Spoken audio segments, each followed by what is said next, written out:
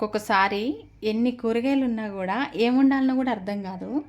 ఏం కూరగాయలు వండాలో అర్థం కాదు. ఈరోజు నా పని కూడా అంతే అయింది. ఫ్రిడ్జ్ ఓపెన్ చేసి అన్ని కూరగాయలు బయటికి తీస్తున్నా, మళ్ళీ లోపలికి పెడుతున్నా.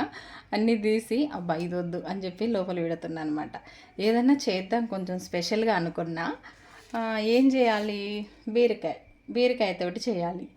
బీరకాయతోటి ఎప్పుడు బీరకాయ పప్పు, బీరకాయ చట్నీ, బీరకాయ టమాటా కర్రీ, బీరకాయ ఫ్రై ఇవే చేస్తుంటాం కదా. ఈరోజు కొంచెం ఏదైనా స్పెషల్గా చేసి చూద్దామని చెప్పేసి బీరకాయ మిల్ మేకర్ చేద్దాం అనుకుంటున్నా. బీరకాయ ఆలు చేద్దాం అనుకున్నా, కానీ ఈ రెండింటికి కాంబినేషన్ కుదరదు అనిపించింది. మిల్ మేకర్ బీరకాయ చేద్దాం అనుకుంటున్నా. ఎట్లొస్తుందో మరి. ఇంక ఇప్పుడైతే స్టార్ట్ చేస్తున్నాయి వంట. ఇంకా కర్రీ ఎట్లొస్తుంది అనేది నెక్స్ట్ వీడియో అయితే పోస్ట్ చేస్తా.